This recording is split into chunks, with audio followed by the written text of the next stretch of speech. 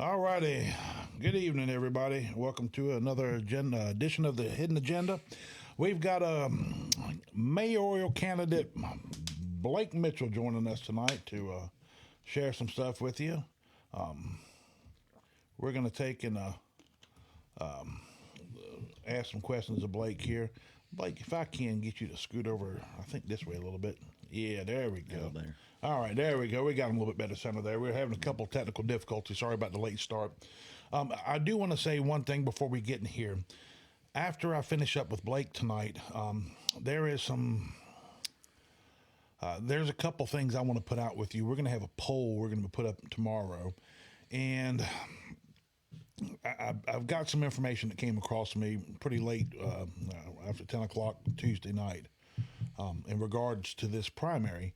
And I want to share some information with you, and we'll put up a poll. We want to talk with you guys and see where you stand on certain issues, on a certain dealing with the Republican primary and the Republican Party.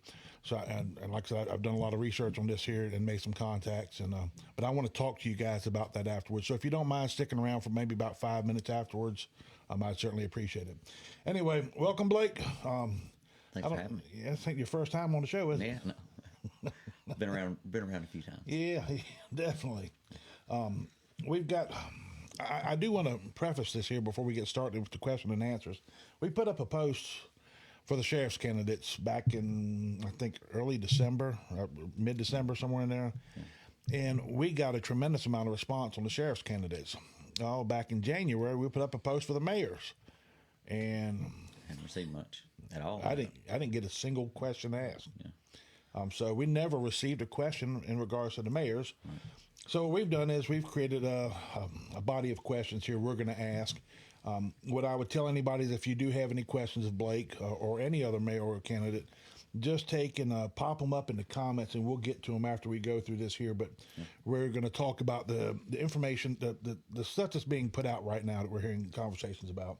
So we're going to get started with the Q&A. And like I said, if you've guys got any questions, pop them up. Once we go through ours, we'll ask any questions you may have. And then from there, we'll take and we're going to turn it over to Blake, let him make a sales pitch, and then we'll come back up, and then I'll update you guys on some information I want to share with you in the upcoming poll. All righty. What are the top 3 issues you see in Henderson County government? Oh, man. I think probably the main one is working with other governments, whether it be local government or a state or federal government, to by and large get resources and people here with the skill set and equipment needed to facilitate a lot of large projects we need. Our infrastructure's failing. I mean, you look around and it's bad. A lot of it is a combination of either state or federal projects or lands that need a lot of this addressing, and so we need to be able to work with these people and talking to you and talking to other individuals that are in elected positions. It seems like we don't have a through road right here where we can get that help or have someone to talk about it. The other thing I see is it seems like we have a lot kind of a wasteful spending, I would say, or a tendency not to utilize spending in the best ways. I feel like a lot of times we have some kind of grand thoughts on things, and they sound real good at the high level, but you get into the implementing it or the process and actually executing on it, and you end up realizing that it was kind of a pipe dream or a long stretch. Either it's never going to achieve the goals that you have because it's completely undersized, or we end up doing something that we really had no business getting into, and it costs us a tremendous amount of money. But the other thing is when I say infrastructure, not just also our roads and stuff, but one of the things that I think we need to look at sooner rather than later is a landfill.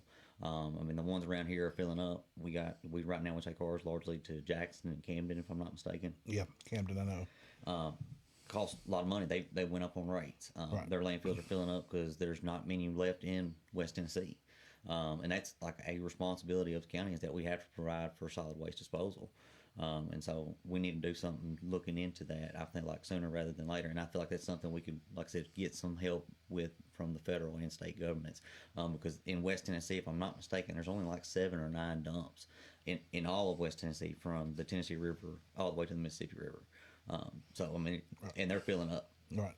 So, like I said, I'd like to just work with us to get, in my mind, once again, I'm pretty limited government, and I'm pretty conservative spending, but when I think of government, the main function is infrastructure, and that's one of the things is disposal of solid waste. Pretty much, we have to have a place to put it. I'm not saying that we're going to go around and collect it for you. You know, like I Right. said, that's a very expensive endeavor.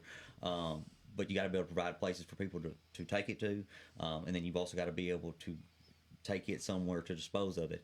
And like I said, I know Jackson went up significantly on their rates, and so I'm sure Camden's probably following suit or not far behind because they realize as more and more dumps close and go offline, more and more is going to them, more and more Right. counties, and gotta go somewhere. Yeah, and we're producing more and more waste. And at the end of the day, too, we just cut off the recycle program in the city, and so now we're going to have twice the amount of stuff. Which they were already taking it to the dump, kind of to begin with. We talked about that before. That's just once again going to double up what we're going to end up disposing of in other places. Right. Okay. So. All righty. Let's get down to the next one. Do you plan to be a working mayor where you show up to work and make yourself available to the commissioners and the citizens? Oh, 100%. Like I said, that's one of the things I guess that somewhat frustrates me now is it seems like, at least with Steve, we didn't have somebody that went to bat for us. That was kind of what we got together with on the Mason Roads thing. I feel like, your mayor's supposed to stand up for your people in the event that a state agency or whatever comes down, and maybe tries to get on somebody for something that they had no intention of breaking. It wasn't like they were out there trying to be avoiding laws or regulations or something, saying, Right. just doing gross negligence or even like mischief level. Regardless, us having somebody that is there for not only the people that are here to listen to what they want and need. You're a representative. You're not a leader. Like I said, I hear a lot of people try to say that there's somebody that's going to be a leader. At the end of the day, I think you're a representative of the people. Being that person here, a lot of times the mayor, they don't really have a whole lot of spending authority or anything. They're the liaison, the figurehead that can speak to, once again, these state agencies or federal agencies, wherever it may be, and bridge the gap, tell them what we need. Here's what we could help with, and work together on projects. And it's the same with even local government. For right now, it seems like we've got everything's kind of siloed off, whether it's, like I said, the actual city of Lexington, Scotts Hill, if you go all the way down to Sardis, South Tillo, anywhere in these regions and stuff like that, you go to Cedar Grove. Everything just operates on their own. Nobody really knows what's going on in those communities. And then, like I said, you take a step back and look at, even on a state level, from agricultural commissioners, FEMA, TEMA, talking to all these people, and we struggle to get in contact with you. We've been reaching out trying to see if we can give you a grant for this. We think this grant would be a perfect fit for you. They can't receive a phone call. They can't call them back, from what I've been told. And like I said, that's pretty disheartening, because that's money that we, in my mind, could use. A lot of this stuff isn't like 50-50 grants or anything. It's Right. here's $50,000 towards stormwater issues. Right.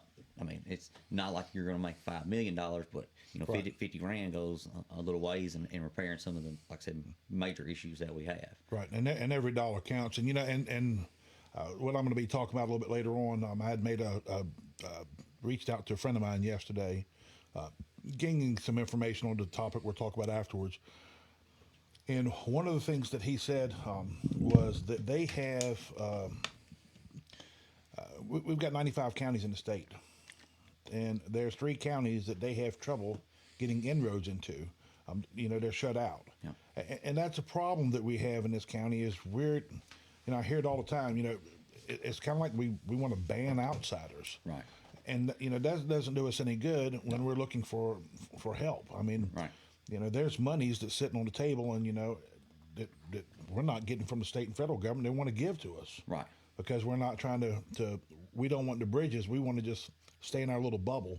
Right. And I understand people don't want growth, or some people do want growth, regardless of what side of the aisle you sit on. That's not what this is about. This is about the fact that there are monies that our tax dollars contribute into these. Right. It's our tax dollars create grants. Right. 100%.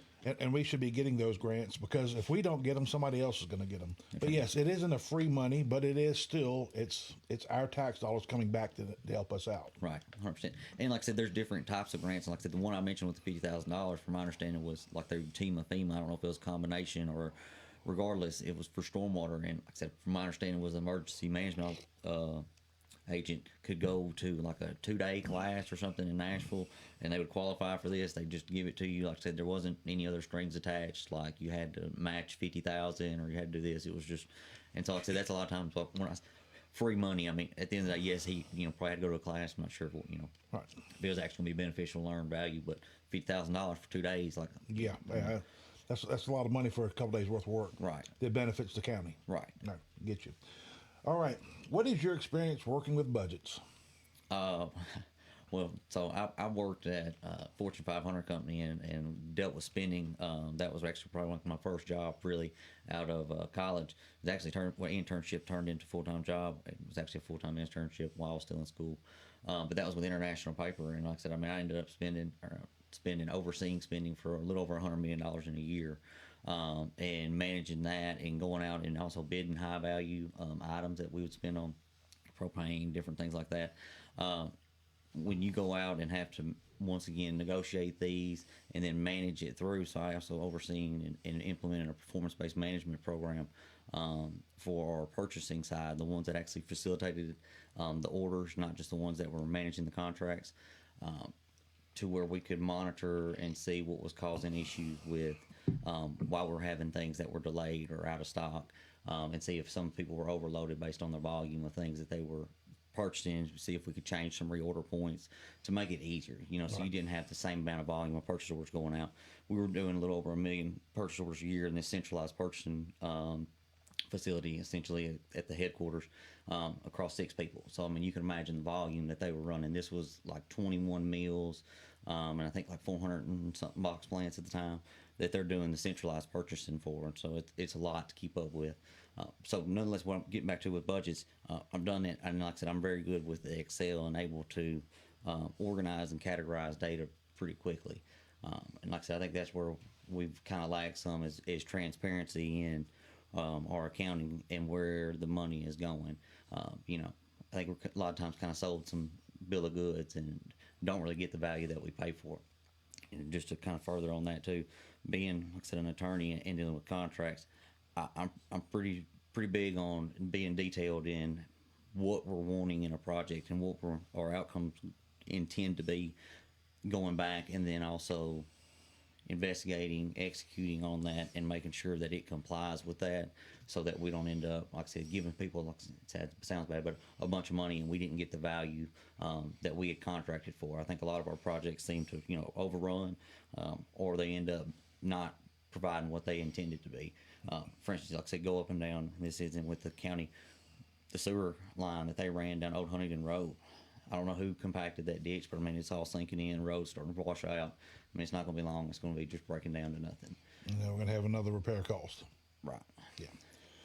And it also sounds like what your experience is actually is efficiency in operating that business. Right. And government, I think there's some misconceptions about business and government. Right. The big difference between a business and government, in my personal opinion, is business is for profit. Right. Government is not. Right. They're there to take the money to provide services. And be able to sustain themselves. Right.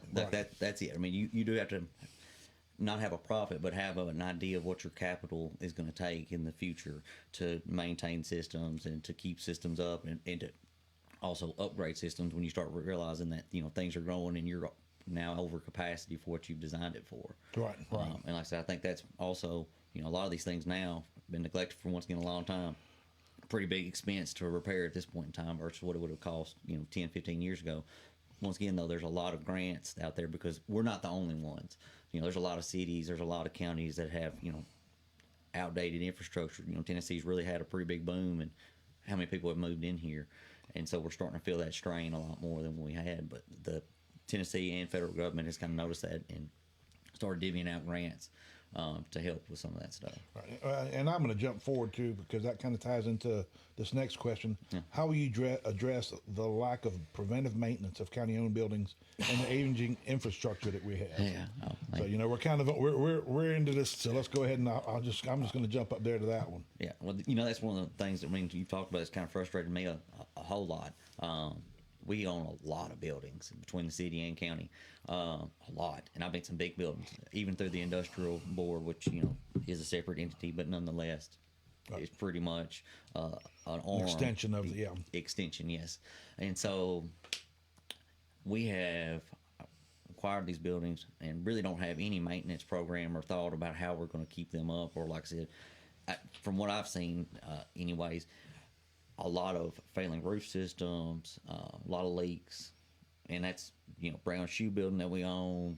I'm pretty sure Nidec, from what I've heard, or Adient, that building is in not the greatest shape. And like I said, I don't know how that's functioning right now as far as ownership and who's going to, like I said, take that on or try to bring somebody here.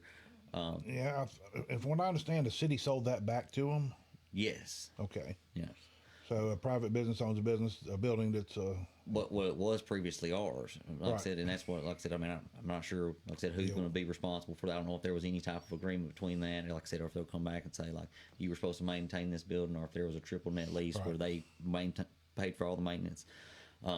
Regardless, I mean, you go to, for instance, Jackson State. Jackson State rents a county building, the one that we have up there on College Drive. Right.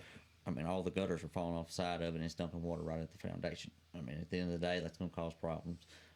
While I feel like we take a reactive approach to maintenance instead of a Agreed. proactive approach of make sure we do. I'm not saying you have to go out and inspect something every day, but you have some type of regular scheduled maintenance. Right. Where you go out there and, hey, not even that you have to do any maintenance, just review it, look at it, see if you find any places that you've got problems, see what kind of lifespan you think it has left. And right now, like I said, we haven't done that. In our school system, a lot of our schools in the county are, I mean, they're in pretty rough shape. Yeah, and we when we first started up this page, that was one of the things that we jumped in on, Right. because that's what was being sent to us, and we started seeing it, and this is a culture that we have in this county of. You said it best. Everything is reactive. There's no proactive approach to it. Right. We don't prevent things from happening. We wait for them to happen, Right. and then it costs us so much more in the long run. In the long run, what we would have paid in preventive maintenance would have cost us less money than what it takes for that one major expense that we've got to pick up at that time. Right. Yeah, I get what I see what you're saying. And I there. will say that and just shout out to Trey Davis. I mean, when he was out there as the I forgot maintenance. Yeah, over the school systems. Yeah, I mean, he did try to address a lot of these problems, and we had someone with once again the knowledge and skill set to go out there, investigate, look, find problems. Hey, we need to address this. Hey, and that's great. Right. But if we don't keep somebody like that in the, what I'm saying, in the system, we're going to continue to have problems. Right. And I'm just being very honest, especially with the aging infrastructure, that we have. I'm not saying it's not like in great bones shape. What I'm saying? I'm not saying we need to tear down any school buildings or anything like that or build a new one. What I am saying though is that we need to make sure that we maintain these buildings because they are very expensive. Right. And if you look at trying to replace that square footage now, Oh yeah, that's astronomical. astronomical. Like I said, I mean, there's no way we could do it outside of like some just massive grant from someone else. No, and the only thing I would say that we do have listening in meetings. I think that's I believe it's 2029. The majority of our capital outlay projects are going to be expiring. So our debt ratio is our debt is going to drop down substantially. Right. Which will help the county. Right. If we're looking at projects that make sense. Right, that's what I was going to say. We need to take an overall look at where all the problems are and kind of give a criticality level to it. Right. And also take into consideration what kind of impact it would have on, how many people, what kind of, infrastructure, whether it be, like I said, logistics wise or utility wise, and see where is a must. We got to jump on it right now. What's a kind of we need it, but like it can wait. It's a little undersized at this moment, but it's not what I'm saying, where everybody's toilet's backing up in the subdivision or something like Right. that. And then what we kind of want, because we're starting to see it age, and see if we can, like I said, categorize that and take a proactive approach to, once again, staying on top of that. First, you got to identify it though, and right now I don't feel like we have done a very good job of looking at all of it together. We're reactive to that. It's got to get fixed right now. It's catastrophic failure, and we got to jump on it. Versus, like I said, we're looking at overall picture and having kind of a dashboard view, of what's all there, and like I said, what we can bite off and chew. And with that, we also need to have someone that can kind of guesstimate. I'm not going to say you're going to 100% get it right on what it's going to cost us to do some of these projects, so that once again we can kind of budget for it and look ahead and know, hey, we're going to spend this, or we're going to spend this. Hey, let's see if we can qualify for this grant. It's for $2 million or something, and see if we can wrap all these projects together. That way, once again, like I said, we're not just if we spend $2 million out of our own budget, or even if we go get a loan, we're probably going to see, like you said, unless there's another loan that's falling off, an increase in taxes. I mean, that's where the money comes from. That's right.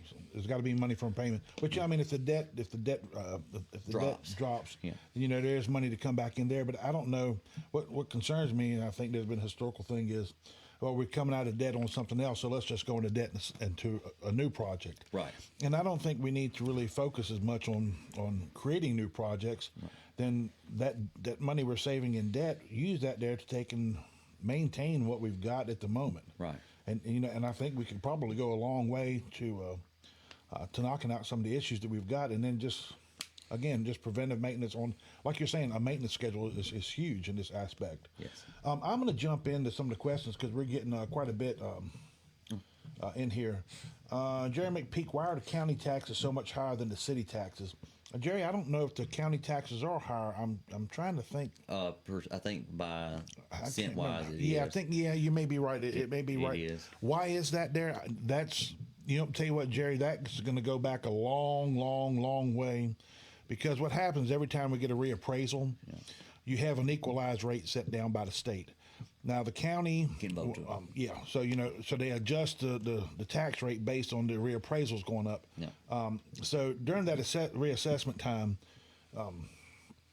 I know the county has not raised property taxes there, but what's happened there is happened a long time ago, and there's that's why the differences in the rates and and I'll say, like I said, a lot of times.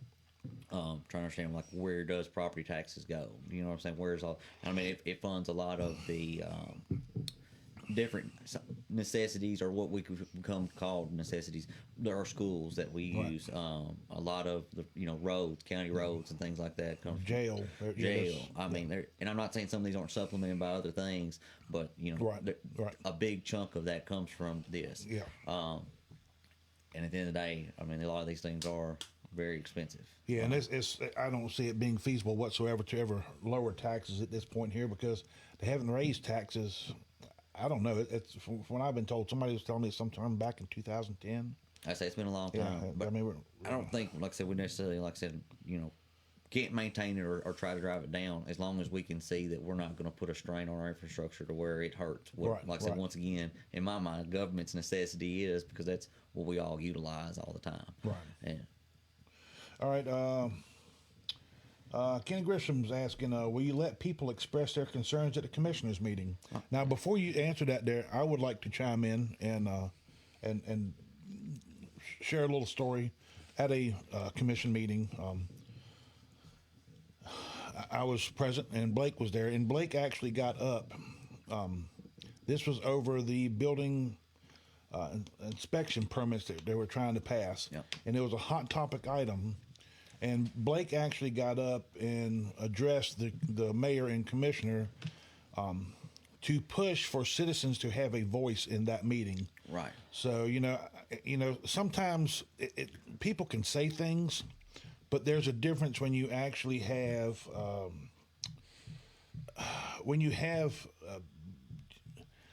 actions are louder than words. I hear so many people tell me so many things, and then the next thing they don't do exactly what they tell. All they're doing is looking for a vote. Yeah. To me, Blake, and obviously not an elected representative at that time, has already stepped up for the citizens to try to make sure that their voice is being heard in that one instance. So I'll let Blake answer that question, but I wanted to interject that there as a citizen watching that happen.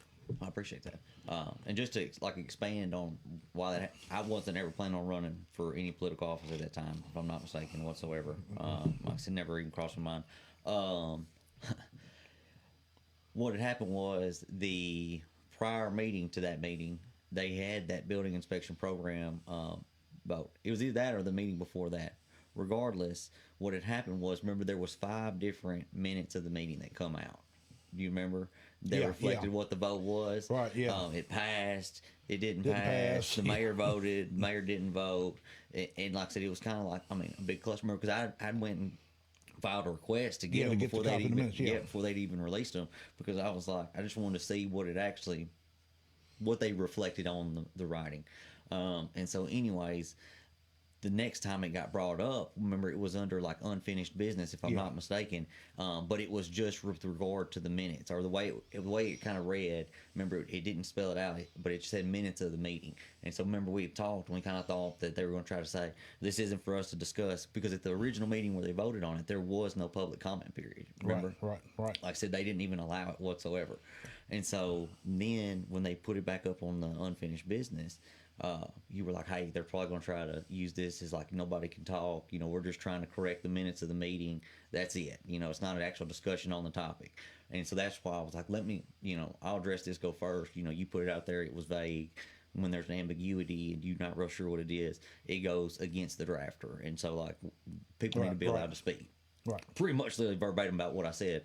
And that was the same meeting I got thrown out at. So, yeah, no, I'm all for criticism. I mean, at the end of the day, like, that is you're 100% right to criticize the government.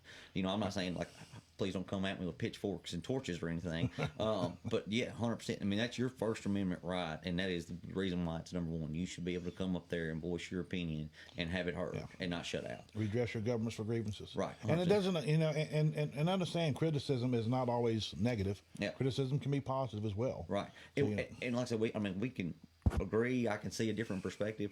We may agree to disagree. You know what I'm saying? Right. Or I try to explain how I see it, and try to understand how you see it. But at the end of the day, I'm never going to try to cut anybody off. Like I said, that's not. Well, you know, and you know, I'm tell you what, and that's fine. It's all about having conversations. I'll tell you, Jack Johnson's a friend of mine, and Jack and I will go into. I mean, we'll get into screaming matches with each other. Right. You know, Jack's is old and set in his ways. I'm giving you a hard time there, Jack. But we, you know, at the end of the day, we're still friends. We still talk. Right. You know, we can have our disagreements and move on from it. You know, Right. it doesn't define us. 100%. It doesn't define our friendship. Yeah. You know, and I think we need a lot more of that there. All righty, let's see here. Old brown shoe building is leaking everywhere. Yeah, I remember. I think that when Eddie Bray was towards the tail end of, he was probably maybe it may have been August meeting when he was exiting out for the September transition. The brown shoe building, I think they had done another lease with AutoZone. Partially, like for a Yeah, few months or something. Yeah, and there was a section of the building that had a leak in it in the roof, and AutoZone was aware of it because they'd already been using the building, and they I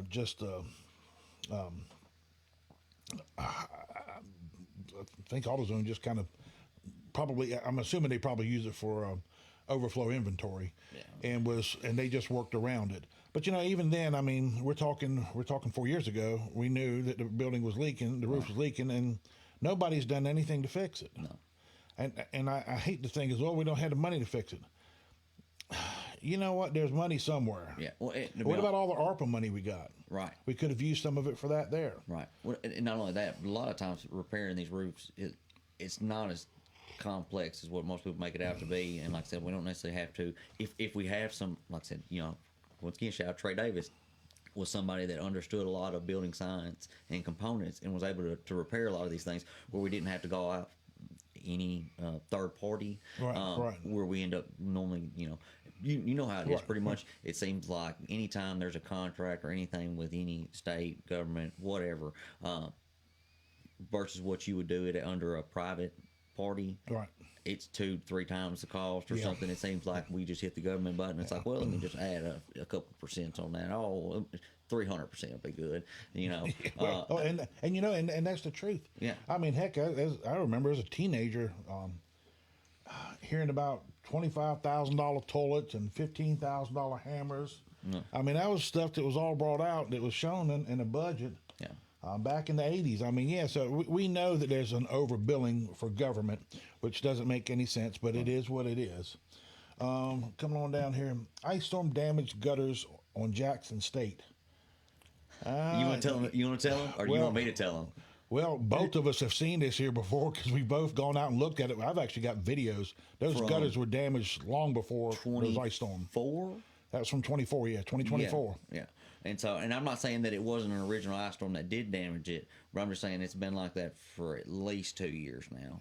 And ice storms may have added to the damage that was already existing. Right. But those gutters have been down. My thing with it is, once again, probably one of the like nicer, newer buildings we have, right? $1 million plus building all day long.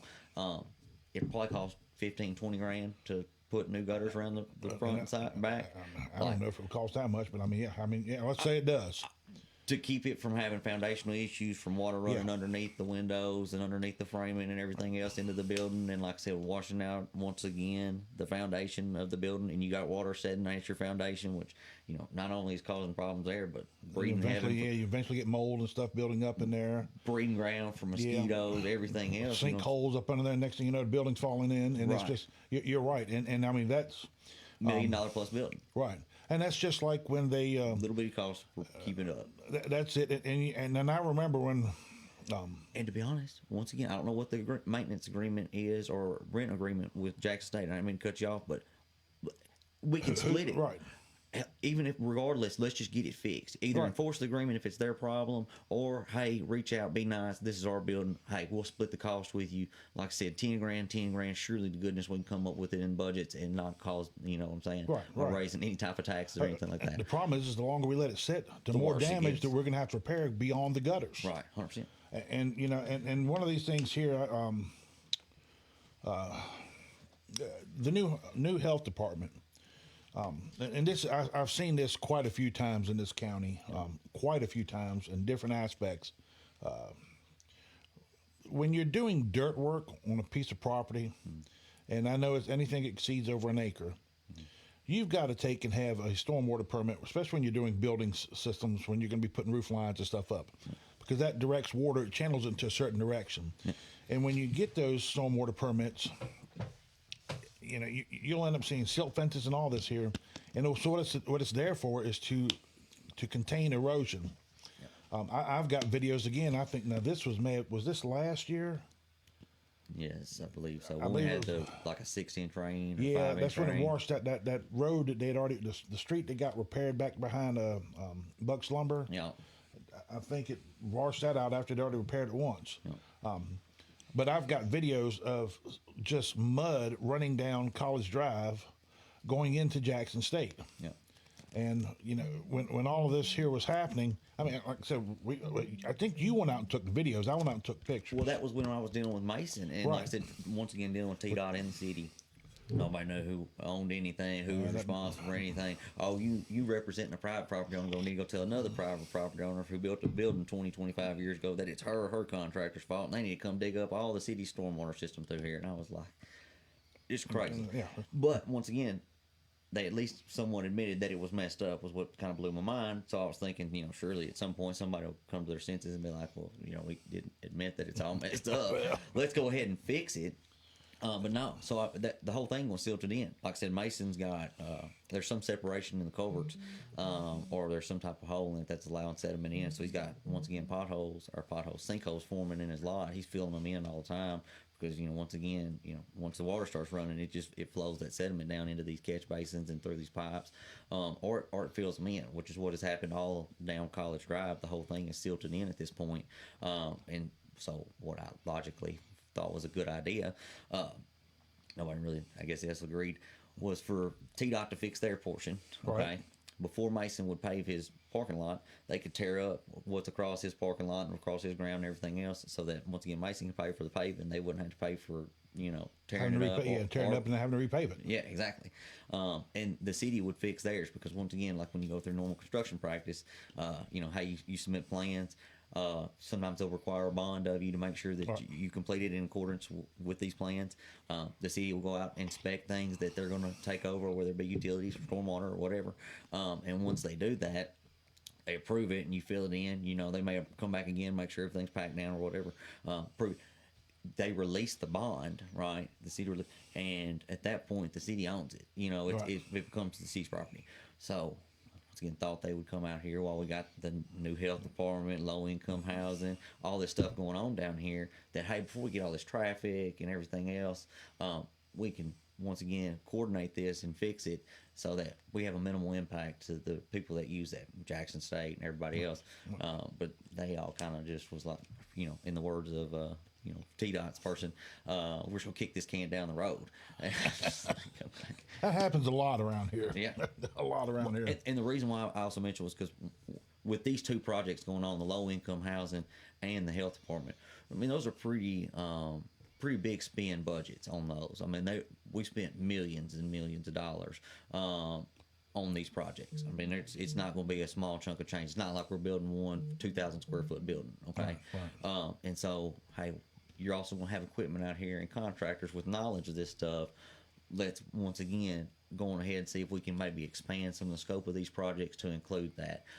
For instance, like I said, in a lot of towns, at least in Nashville and stuff, if what you're trying to do and what you're trying to tie into can't handle the capacity of what you're trying to do, they'll approve what you're doing contingent upon you increasing the capacity of where you're trying to go into. So you may end up doing work further past your lot that's not on yours, right? But it's directly related to what you're trying to do. So as long as it's in relation to those, sometimes they can allow those budgets to somewhat extend.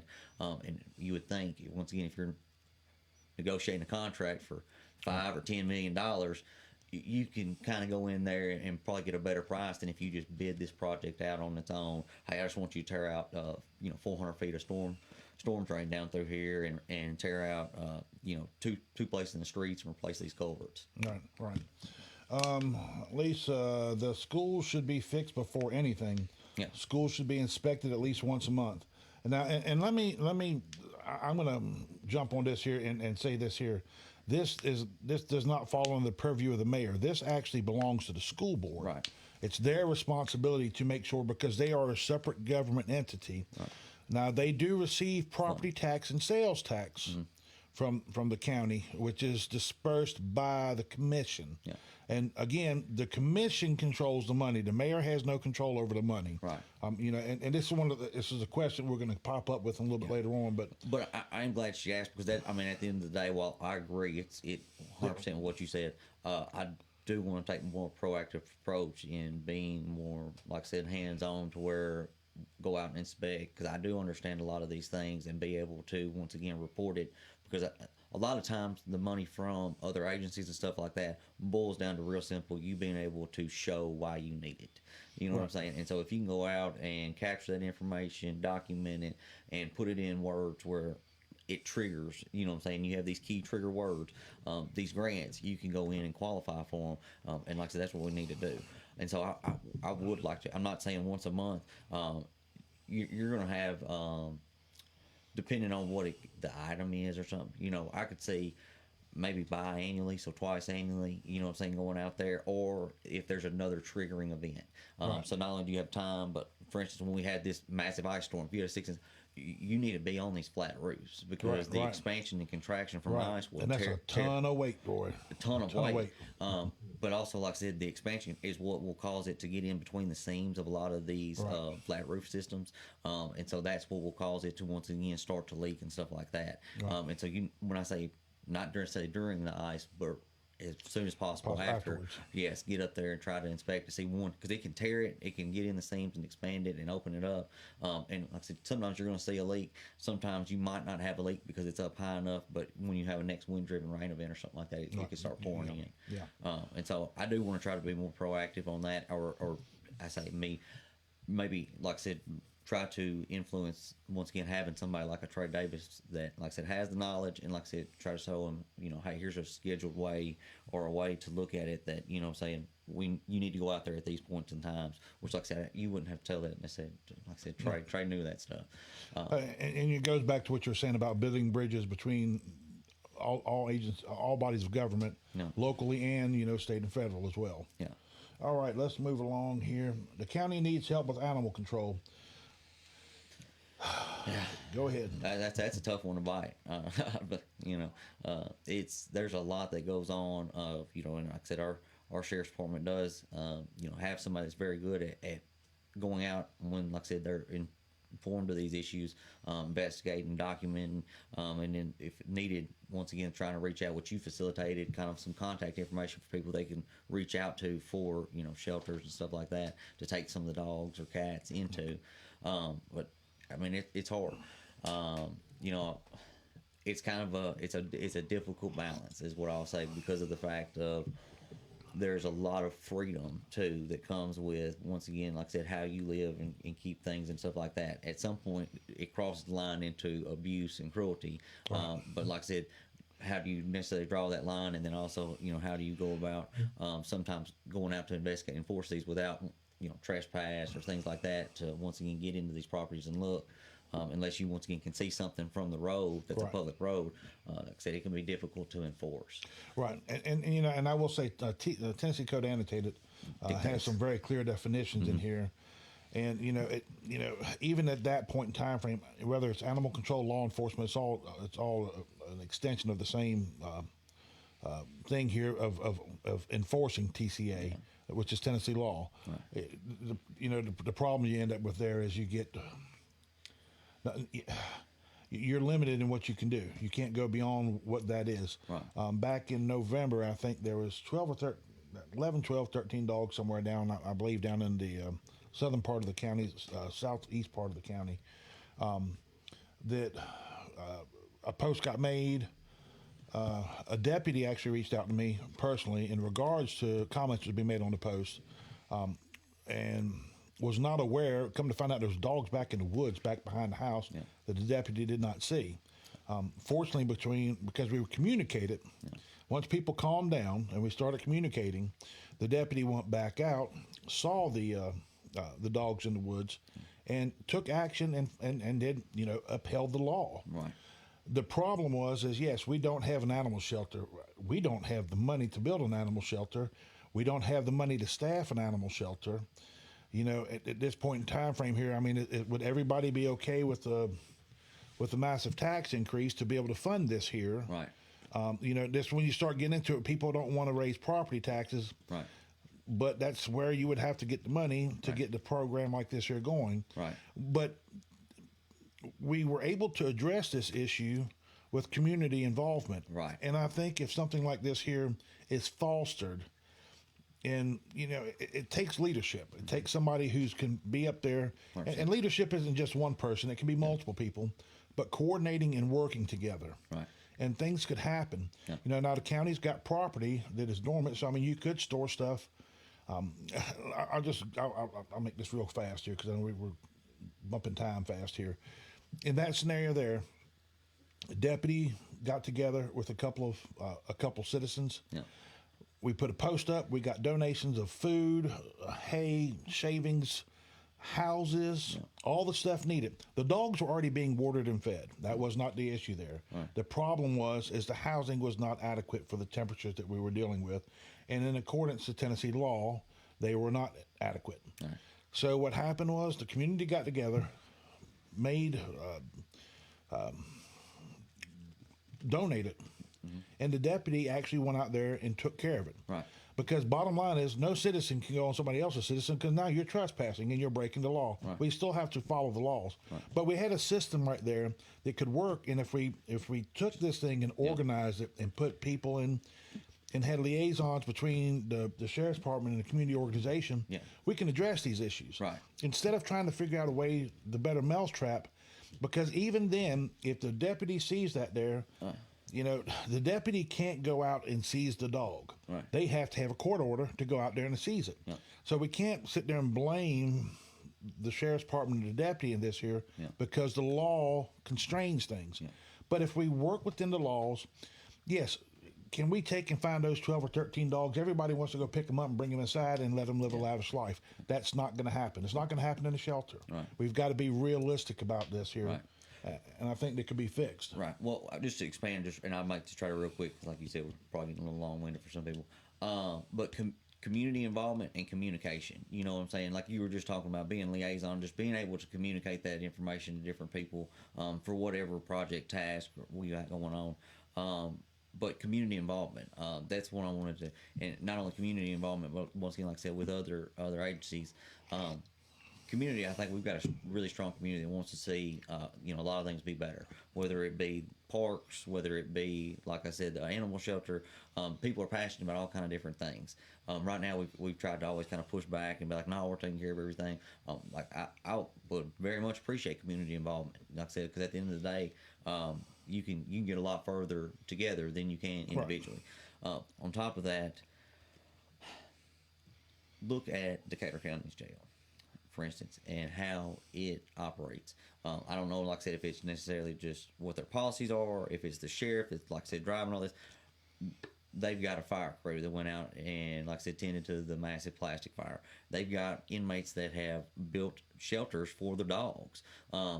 And they had, once again, the materials, if I'm not mistaken, donated from one of the local stores. So, hey, it cost us hardly anything at all. You know what I'm saying? Maybe some time from a deputy to watch over these people or something like that, but nothing really.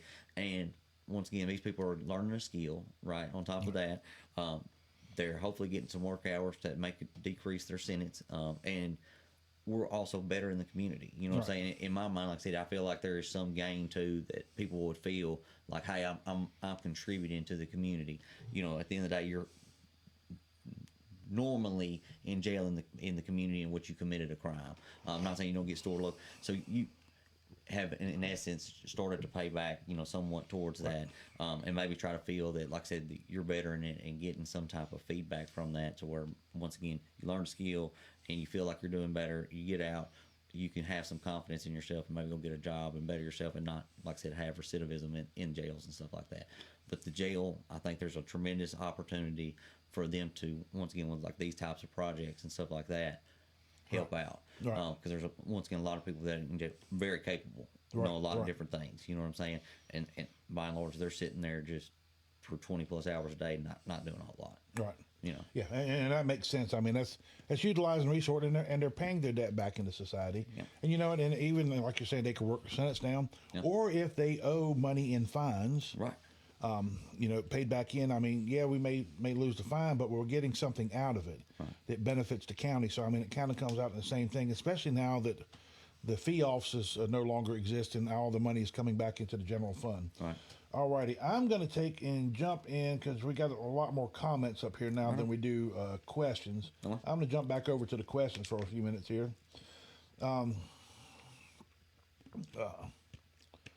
We kind of addressed that there. All right,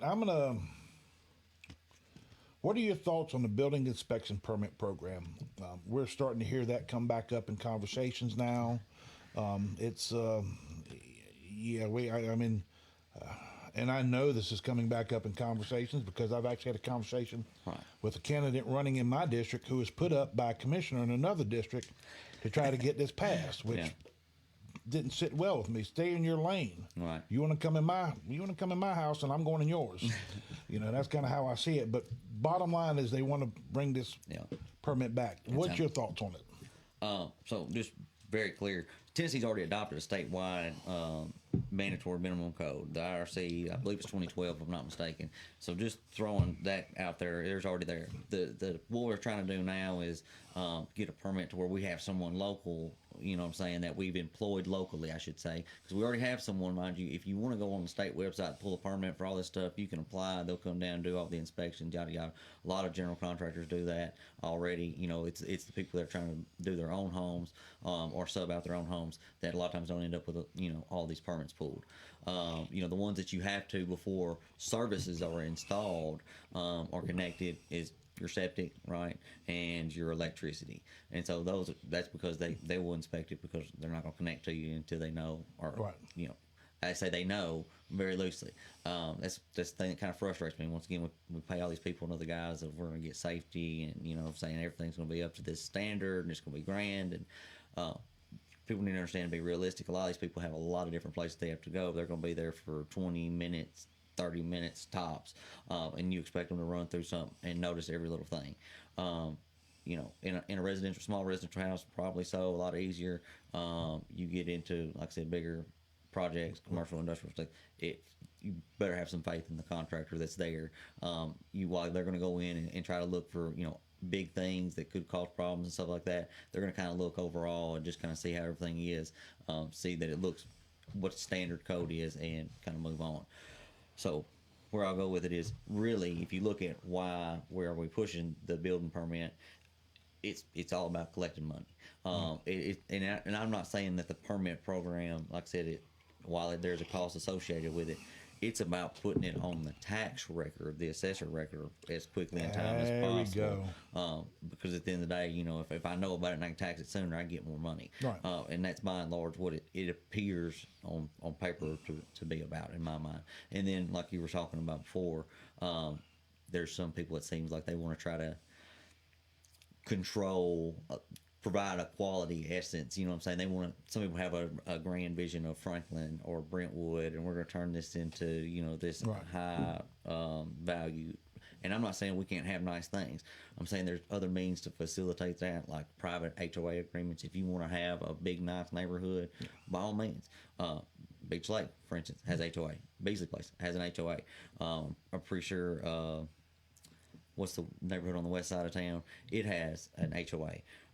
There's a lot of different ways, like I said, that you can do it privately versus through government regulation to try to obtain the niceness and stuff like that.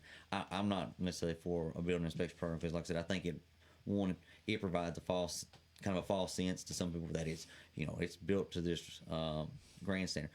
Two, just so people understand, building codes are the baseline minimums. You know what I'm saying? Like they try to say that, you know, this is the minimum standard you make. If you're really looking at building something stuff like that, I'd say you probably ought to build a little more than minimum code. A lot of times, you know, you can, a lot of people will stretch out what the capacity limits and things like that are, where for pretty much, you know, 2 to 5% on the overall project, you can step up a lot of things, because, you know, it's not much difference to go up a little bit in things that are critical, like, or if you're pushing the limits on it. And so I'm way more in favor of you being able to, once again, build your home without going through the hassle of, once again, trying to obtain all these permits, getting somebody out there, how much it slows you down, and also the fact that, like I said, when you get into something that's not in the standards of the code, Right. they're required, whoever the inspector is by code, to then tell you that you need an engineered report. Right. And so, well, anytime you get an engineer or an architect or anybody involved, time, money. Yeah. And so, you know, I know a lot of people want to try to build custom, like, log cabins and things like that. A lot of times that timber frame construction stuff, there's not necessarily a real defined code for that. A lot of people that are building these have some knowledge and understanding of strengths and stuff like that. So I'm not, like I said, that necessarily word, but I know one comment that was made was, in the event there was a fire, you know, I want to know that it's built to some code, so might not. The quality of the lumber. Yeah, well, that's if the you remember, there stamping. was a stamping on it had to be stamped. Yes, it's supposed to be stamped. And I'm going to tell you right now, the lumber that we got today is crap. Right. I don't care if it's got a stamp on it or not; it doesn't mean anything. Right. I mean, you know, everything. I mean, they short stroking out everything coming out of these. You work for International Paper. I think over there in Wayne County, when I was over there, they've got a two large tracts. It's split by one road, but I mean, we're talking hundreds of thousands of acres.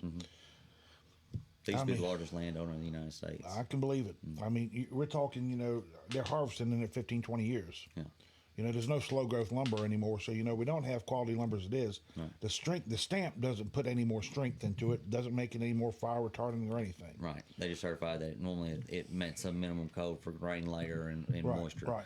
And I mean, heck, if you know anything about looking at the tail end of a 2x4, you know how to look at grains. Right. And those things there, you know, I think that, again, I am in agreement with you. I think this is more of a money reach. Right. They're getting money off the permitting systems, which, I mean, they were saying that the permit money was going to go back into the contractors doing all the inspections. Yeah. But still, I mean, we've got a property assessor. Right. I mean, that's the property assessor's job. I mean, we don't have it, I don't know, about 700 miles of road. It shouldn't be that hard to take in a year to at least go by properties twice a year, to drive every road and take a look to see if there's any construction going on. Right. Well, so Yes, no, we do. What I believe we're 700 miles on the county roads, and I'm not sure. You got to add in state, you got to add in city because property assessor does it all. You look at that. I believe by state law they're mandated to do 25% every year. So Right. every 4 years they, in theory, covered all of them. So I believe a lot of the smaller counties do exactly what you're talking about. They drive around and try to cover all that stuff. There's also, once again, software and systems out there now that do it by satellite imaging, or like I said, low flying flights that stitch together images. And once again, we'll put together the structures, and you do an overlay of last year to this year, and it does a comparison. And it'll show you all the new structures. So I mean, there's a way to do this to where they already will know that there's a new structure that they can tax. And that's the other thing that I said I would love more information on. Like I said, from the property assessor, I've asked before and haven't never really got a clear answer. At one point in time, it was figured on just the base square footage of your home. That was all it would determine. They literally just measure out like I said, the foundation size of it. So, a long time ago, like I said, it's not here, but in New York stuff, people would build a real skinny foundation, blow it out wide because they figured out that, well, they was just taxing on the foundation size. Of course, they got rid of that and the value now.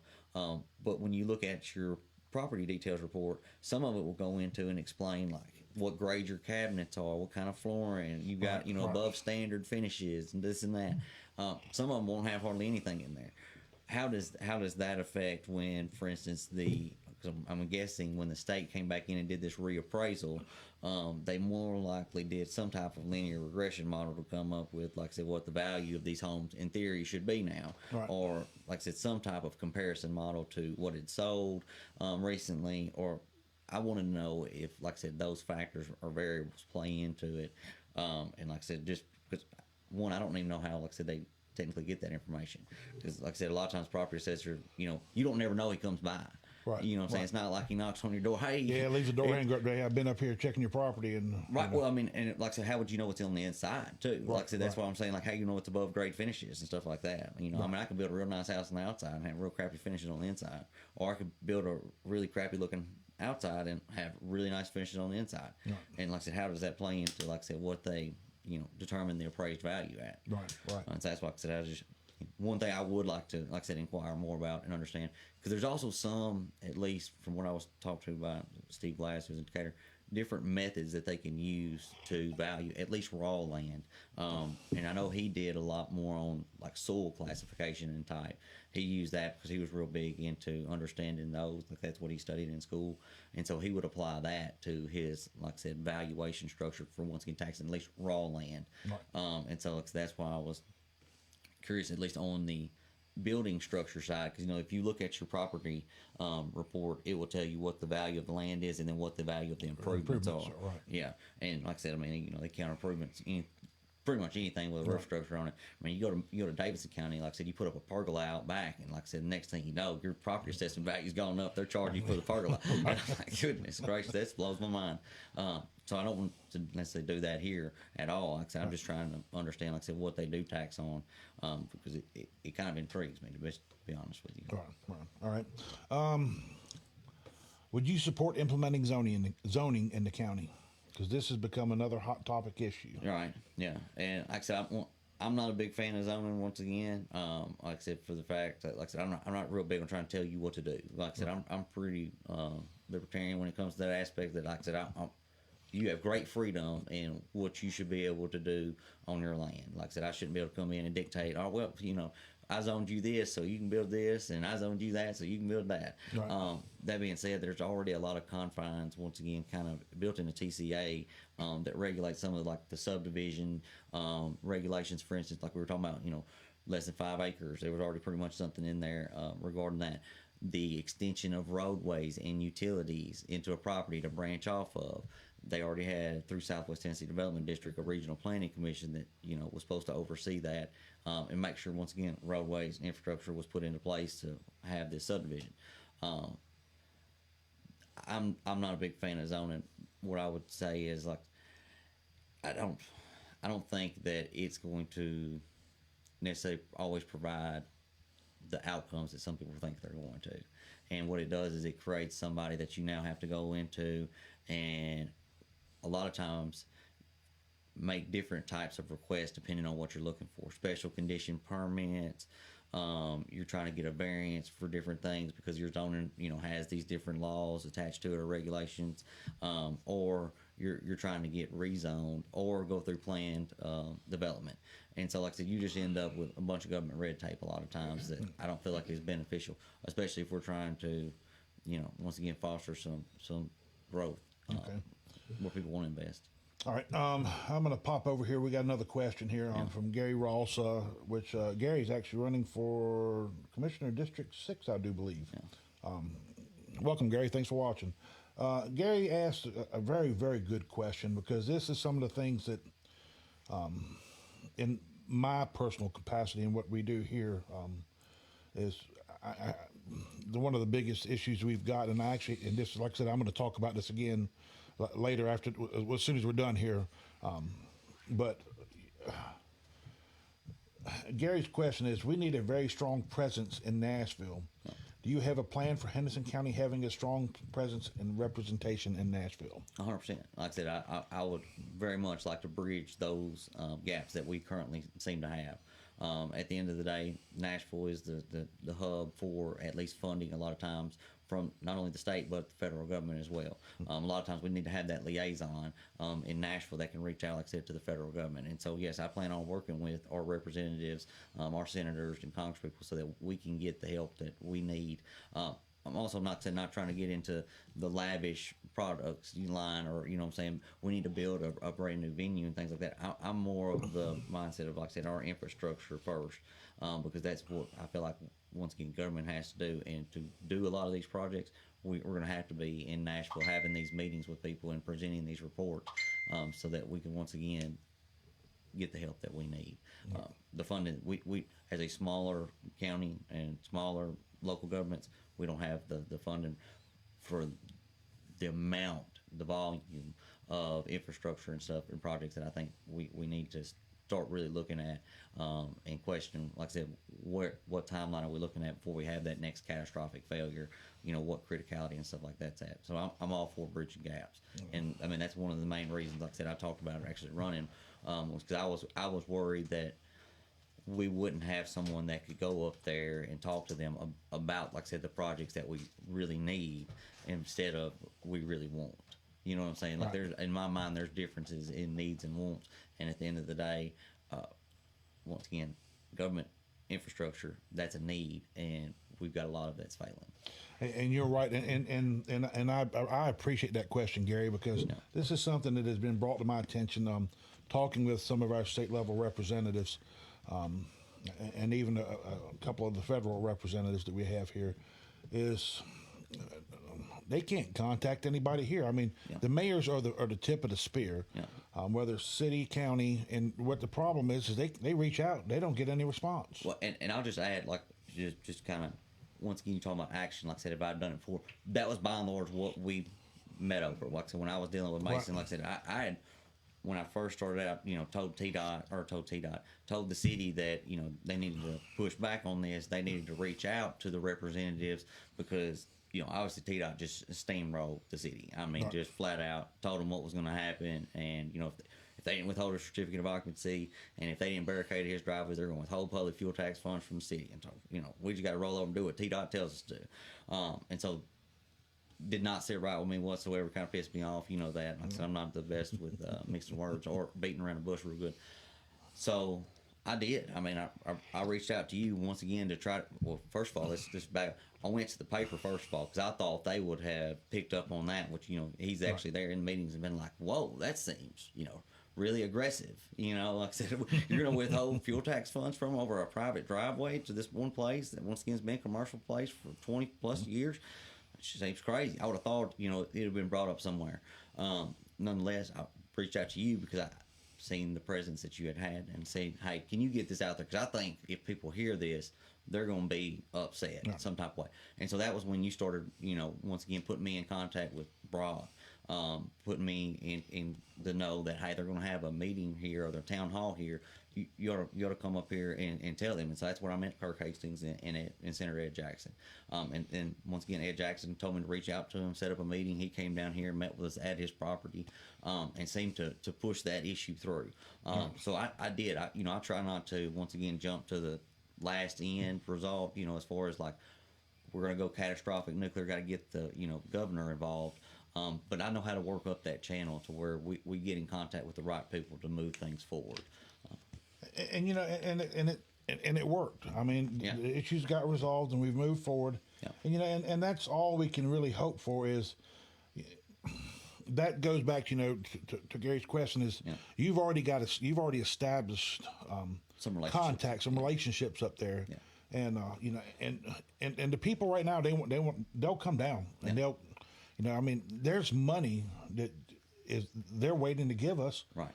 but for some odd reason, our existing politicians or whatever, I think I say representatives because they don't represent us, but the elected people we've got right now Right. are not doing anything to take and get us that money. Yeah. The only, I kept hearing about the city of Lexington making, being the top grant getter, but look at the grants they're getting. Yeah. They're not getting the grant money that we need to fix the problems we've got. They're building things that are shiny and new that they can get up there and they can sell and say, look what we did for you. Right. You know what? Hold on a second here. We've got other major issues, Right. and you're up here building parks that's costing us a lot of money in matching grants. Right. Or sidewalks. Or sidewalks. Costs us That's the thing is, I mean, when you're spending all this money No. doing matching grants on things where, now don't get me wrong. They're nice. Our sidewalks are nice. No. And They get utilized.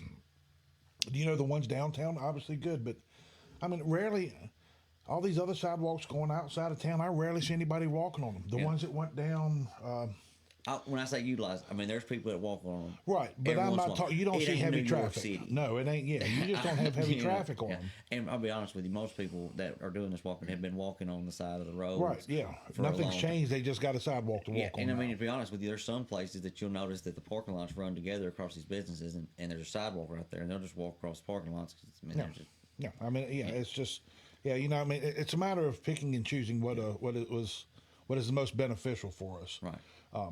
But yeah, so smoke and mirrors is the way I kind of look at it there. It's more about the focus is on getting reelected. I want somebody who's actually going to do the work for us, because if you're doing the hard stuff behind the scenes Right. and not worrying about the pat on the back, Right. and you're helping the people, Right. they'll keep you in office. Yeah. Well, and my thing is, like I said, I'm wanting to once again start like really on our infrastructure and our roads. Our roads are terrible. You go to freaking any county around us, drive on, and it's like, man, it's like I went into a new country. You know what I'm saying? It's like, wow, the roads are so nice. You get in our county, I mean, it's just like, you're just fighting with the steering wheel everywhere because roads are just falling apart. I mean, they're terrible. A lot of them are state roads, but once again, you're supposed to be that your hands on the ground here, an advocate for us at the state level with TDOT, and like, Right. hey, we need to get in here and fix this. This is getting out of hand. And not only that, I mean, they've had, from my understanding, what I was told, I don't know what you would call it, project, or been aware that there's been a desperate need to widen 22 between the high school and the main red light at 412 and 22 since 96. That's 30 years ago. Okay, it's not done anything but get worse. Everybody that drives down through there will tell you they beat their tires off of every stormwater drain there's out there if you're on the outside lane.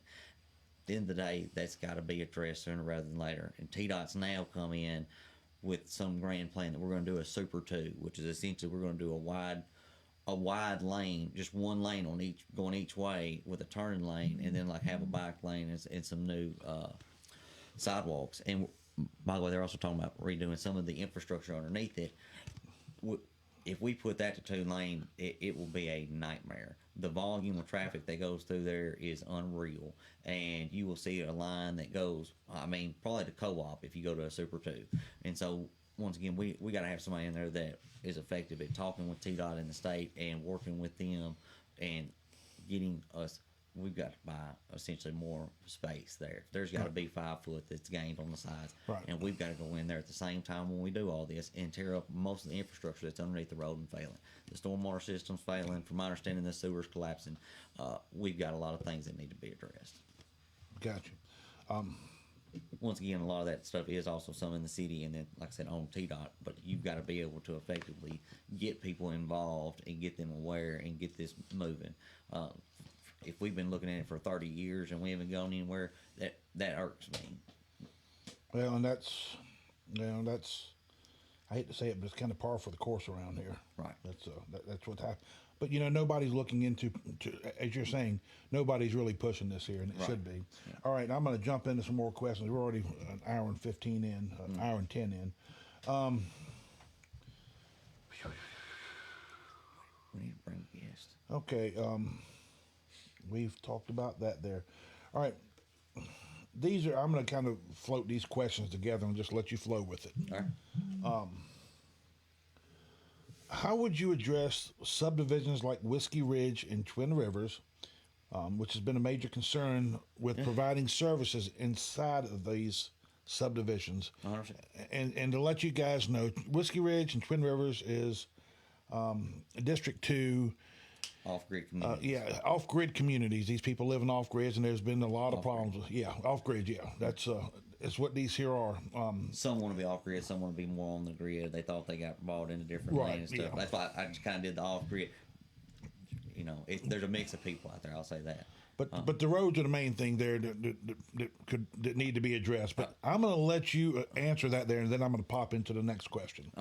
So I'd already addressed some of this, I think, in different meetings. I went to the meetings because it thoroughly shocked me. I had no idea that, like I said, you can get away with this because, once again, it's clearly established in Tennessee Code. We've been in Southwest Tennessee Development District since like the 80s when they did essentially a regional road plan. And let me interrupt you there. Yeah, I'm sorry, putting in the weeds. Well, no, explain to people what Southwest Tennessee Development District is. They're a regional planning commission that was set up by the state when they realized that some of these local communities and municipalities, governments, whatever, didn't have someone with maybe the knowledge, skill set to oversee subdivision development. And the state was like, here, we'll give money to this, which we also help pay for as well. Kick in, you have to, give them money to come. But these are, experts that you kind of do a cost share agreement, essentially, is kind of in theory what it thinks of. And so this person from Southwest Tennessee Development District will go to these different counties, city, you name it, and help them with subdivision planning. When is subdivision plan? When does it come into effect? There was triggers built into TCA when we had these regional planning commissions that got brought up. Pretty much, Tennessee being an agricultural state, 5 acres has always been thought of as you would have enough to farm there. This is largely thought of during like sharecropping times and things like that. You'd have 5 acres be enough you can farm, live, survive, and sell. So if you sold off more than 5 acres, whatever, you never had any issues with subdividing, plotting it out, selling it. You're good to go. If you did less than that, in theory, you were supposed to once again go through this. Just to, hey, I'm going to do this out here. So a lot of times, what they would require is, do you have a set permit? Is there a right of way access to the road, or do you have an easement, something like that? A lot of times, the banks will also look for something very similar in nature. And so, the main one that's triggered with these, I remember that's what I went to the planning commission and to the board about was, hey, they extended utilities at this point. So a lot of times people would get away with this subdivision. They did more than 5 acres, right? And they were connected to a road that was already established. And so as long as you did that, you could subdivide, and like you really didn't fall under subdivision regulations in the state, absent some other county ordinance or whatever that brought you in. So this one though, they extended the roadway. That is the number one, like easiest trigger to spot. 100%. There it is. Boom. You're in subdivision. And so there is a mechanism in there that, once again, in TCA, that says you could file an injunction against this person and prevent them from being able to sell a lot. Be responsible to be able to get a building permit, which we don't have a building permit, but in theory you shouldn't be able to get an electrical connection and things like that. And you could also, like I said, prevent the developer or person that's selling and breaking off these lots from selling these lots by going to court and getting this injunction. Why is that? Do I want to be out there trying to police everybody that's trying to subdivide their land? It's not necessarily that. It's about, once again, having land that really the emergency services and you kind of have access to, and make sure that a lot of these people got duped. You should obviously go out and see the land and not just buy things sight unseen. Oh, there's a roadway that extends out there. I've heard countless people that say that, and then they get out there and like you can't even walk up and down it. If there's been a quarter inch of rain, I mean, it's like a slip and slide. I mean, it's bad. I went out there and seen it and was like, wow. I see why once again the fire chief was out there saying, hey, we got to have another apparatus to get down. When I say apparatus, they were looking for a side by side because they couldn't get a brush truck down there. They said it's too narrow of a road. Buses can't get down there and service it to pick up the kids. Kids were literally coming into school so covered in mud and muck, red clay, right? That everybody knows you walk on any type of like white tile or light tile or any. I mean, it stains it. It's a nightmare to get rid of because of the high iron content. So, anyways, a lot of these schools, once again, teachers that aren't making a tremendous amount of money, came together and was like, we gotta get these kids extra shoes and we'll leave right here so they can change so they're not destroying the school and my classroom and everything else. Because I mean, like I said, it was staining everything up, but it's because these people are living on a road it's literally a logging road. Right. It was put in when they went in there and did a heavy select cut on this land, and then all of a sudden somebody got the bright idea, we'll subdivide it into a subdivision and sell off these lots. And what really frustrates me is, like I said, I'm all for you living off grid and everything, but in my mind, be understanding when you live off grid, like you off grid, like right, you out there self sustaining. You know what I'm saying? And like if your stuff catches on fire, it sounds bad, but you kind of figure it out. Like because at the end of the day, they can't get down there. Right. The only way that we've had 2 fires out there now and we've had to send the Tennessee Department of Forestry fire dozer to go out there and cut fire breaks around the fire because we can't get anything else down there to service it.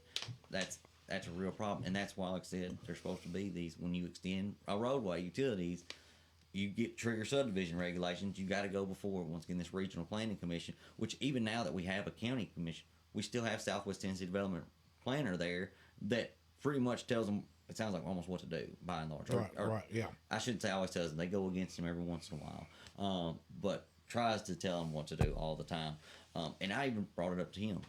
Hey, when's the number one key for triggering subdivision? Oh, you extend the roadway. And that's what I asked him. I said, if you extend the roadway and utilities, is that not oh, yeah, that's the number one thing. It's the easiest spot right there. You trigger it right there. You got to come before us. And once again, to grade the road, to crown the roadway, put in some type of ditch to get water off of it so it's not once again washing out everywhere. Some type of road base in there that you can drive on so that once again emergency services, bus, things like that could access these places. So that's my thoughts on that one. And I'm what it boils down to, so everybody knows, is there are laws on the books right now to address the issues at Whiskey Ridge and Twin Rivers and any other subdivisions like that. I know we've got one up here at Perigene Estates, over by the golf course on Mount Gilead Road. There are existing laws that grant the authority to our Regional Planning Commission, Southwest Tennessee Development District, to address these problems. And bottom line is they have to take action. Yes and no. So they're the ones that once again, this is where it gets real confusing. And like I said, that's why it's a lot of people don't understand it. Southwest Tennessee Development District is the one that oversees the subdivision planning phase. So they'll go in and, like I said, help you in theory. Once again, government help. A lot of times they tell you what you can't do instead of trying to help you actually through it. They will come in and oversee the plan. The actual commissioners, though, the board is the one that has to do the enforcement because it either prescribes and like I said, it's been a little bit since I looked at the TCA. Either the board can bring it up, the county attorney, or I believe the county mayor can once again request the county attorney or another. I'm not sure if it'd be the district attorney or attorney general to once again essentially go to court, pursue an injunction, prevent them from selling any further land until they once again come before the board. And you can look this up. Like I said, there's multiple cases that have done this: West Tennessee, Middle Tennessee, East Tennessee, because once again they seen that there was a need in some of these smaller counties that there wouldn't be this. Really, it's about straining resources. If we went out here and all of a sudden, like I said, we're going to just go at the end of one of our electric lines, say we're going to tie in 400 homes out here, say D.R. Horton come out here and say we're going to subdivide the crap out of it. We're putting 400 homes. We couldn't supply the electricity to that. Right. And so you would have to go through planning to once again develop some type of either plan to extend 3-phase power out there, a new substation, whatever, to do this. And that's what it's about, is so that other individuals that are, serviced by these different utilities, things like that, aren't strained by them. And so that's why, like I said, I know I drift off in front of Mike, but if we don't, once again, have some type of, we got to work with people. We got to Right. explain, like I said, what the constraints are, and like I said, be reasonable with what we need for things like that to happen. Like I said, I don't want to have to tell you, but I also don't want you to cause anybody else to be harmed by what you're trying to do. And so that's, like I said, TDAC, Southwest Tennessee Regional Development District. That's why those laws are kind of there. Right. You know, you're talking about earlier with the silt fence and stormwater pollution permits and construction general permit for that pollution plan. That's because of our soil type. We Right. have silt, sand, things that, like I said, they've done a study back in the 20s right after the Great Depression, showed we were losing a yard of dirt across an acre per year from rainfall events. Don't sound like much. It's about the thickness of a dime, but you do that across thousands of acres, Right. you know, big problems. That's why we got all the lakes out here. They're designed to be catch basins to prevent that sand and silt from once again reaching the Tennessee River. All supposed to have been filled in by now, by the way, just to throw that real closely out there. And so we have a lot of these, once again, TDEC regulations on if you just start more than an acre or 5 acres, stuff like that, requirements that you have to do to contain this because they realize how fast it can erode and wash away. They call it real erosion and cause massive problems. Okay. All right. That's going to lead us into the next question, and then we're going to probably see about wrapping this thing here up a little bit. Do you think the county needs a planning commission since we have a regional planning commission? And if so, what do you think the role of that commission would look like? I will say that it can help because people know where somewhat to go You know, versus, like I said, before this whole regional plan, if you ask somebody you want to develop a subdivision out here, they'd be like, I don't know where to begin. You know, I mean, most people had never heard of Southwest Tennessee Development District. I know for instance, when I worked with Paul Allen, like I'd heard about it because I did a class when I went to law school all about planning and plan developments. And so, talking through that class, learned all about the different functions of local, regionals, and that a lot of people don't know about Southwest Tennessee Development District. They don't understand that the state had come in and provided this to a bunch of different people, and so we ended up with a lot of people that didn't know where to go. And so I will say, like I said, when you have one that is local, you can have one that's somewhat more responsive to, like I said, your direct environment. You know, in theory, that you would think that a local representative would be better than this one person that comes from either Jackson or Nashville or whoever through the Southwest Tennessee Development District, and you, in theory, should have people on there that understand, what kind of things go on with development practices, construction, and things of that nature, so that we can have I'm not saying a bunch of regulations around it, but be able to once again help people if they want to do that, know the different requirements that they have once again at the state level through TDAC. Like I said, I mean, there's even major construction companies around here that have no idea that what TDEC is, and like you had to have a construction general permit, no clue. Stormwater pollution plan, what's that? What's a retention pond? But it's all kind of necessary things to prevent once again harm to others. Like I said, if you take a 5 acre lot that's a field, and all of a sudden you turn it into a 5 acre parking lot, just so everybody knows, an inch of rain across 1 acre is like 27,000 gallons, just give or take a few hundred. That's a tremendous volume of water. We're supposed to design for a 3.5 inch rainfall event where we're at. You take 3.5 inches, you do that over 5 acres. I mean, you're getting on up there. moving some soil. You're moving a tremendous amount of volume of water, and so now that's why you're seeing more and more flooding that we're seeing on all of our roadways and things like that.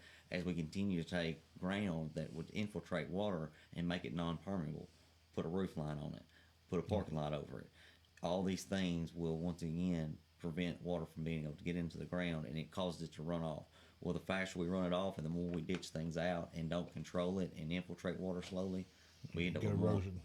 and bad flooding, horrific flooding. I mean, you see more and more roads that go underwater each time. And also, you see the filling in and sedimentation flowing into these lakes, and we're losing tremendous volumes there. Like I have no idea, but I can only imagine how much volume we've lost from the silting in of these lakes, especially if they were designed to be silted in within 60 years, and we're at year like 75, 80-ish. So we're way past their, design lifespan at this point in time. And so at some point, you lose that volume that you can retain there, it starts running off faster other places because you're releasing it. And so like I said, we're ending up with more and more flooding. Yeah, and I get that there, and I mean, and it's, I think one of the things that I will say here on the planning commission that we have is, I think we need to have the right people in there, and I think that's one of the things that we lack right now, is you need to have us. You have an operational knowledge of it, you know, and there's so many facets of it that needs to be looked in here. But you know, we're talking about stormwater permits. I mean, that's, you know, heck, when they built the health department out there was no stormwater permits ever pulled for all the dirt work, and I mean, and that goes back to the videos and the pictures of all that sediment running down there. And what that does is that gets into our stormwater system, and then that goes back in, as you're saying, the lakes were designed to catch the sediment. But what's happening is we're putting this sediment right back into our creeks that are taking, and when they fill up, you know, It pushes water out. right, it pushes water else out, or it backs water up because it can't handle the flow of it. As Right. because you may have something buried something there, where, you know, bottlenecking or something. Right. But bottom line is, we have to maintain this here. But you know, and I see this here in a lot of numerous times. I don't know how many times I've actually called TDEC, and kudos to TDEC, because they respond to these issues because they understand just how detrimental it can be to us. Right. Yeah, there's some serious issues there that to get into.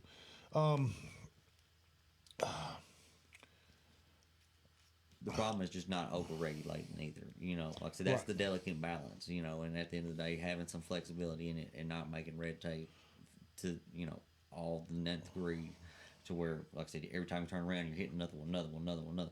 But have, once again, like you talk about, somebody with knowledge and common sense, and like I said, have some type of regulation that, I'm not saying regulation, a way that you can work with people to understand that there's different grades, once again, of developments and things like that.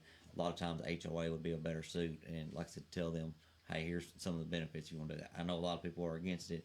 At the same time, there's a lot of people that, you know, also want to say, I don't want my neighbor to have all these cars out here in their front yard. You know, I don't want my neighbor to have a trailer right here next to me. I don't want to be able to do, like I said, a lot of times the HOAs, you know, probably more what you want to get into. You want to have nice brick homes. You want to have nice brick homes around you. You know, you want to have a 5-acre tract or 20-acre tract, and nobody else can have anything smaller. Right. Go right into HOA. Like I said, y'all knock yourselves out and have a fun time. Like I said, I'm all for you doing that. Right. Private. Right. Everybody should have choice, and that's one of the things that kind of hits me in this whole thing is, If you I heard a commissioner say this to me, and it just kind of resonated. Right.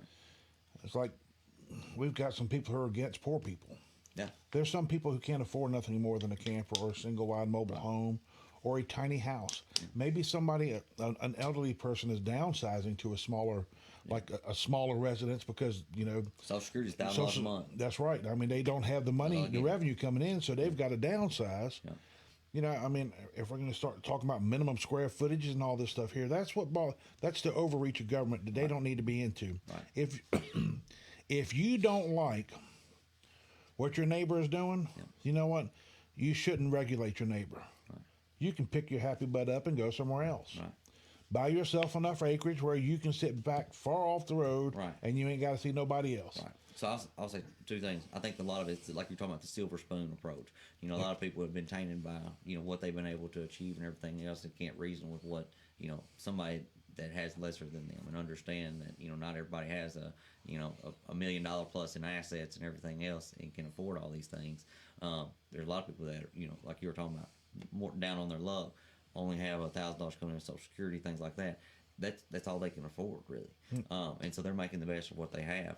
And a lot of times you'll go out there and see, you know, with the silver spoon, you know, time's your most valuable asset. I tell that a lot of times to a lot of people. It is. A lot of people spend that time chasing money so that they can have this silver spoon and show off all the luxury things that they have. Where, you know, a lot of times the people that are on the poor scale, I'm not saying that a lot of times they don't work all the time and everything else.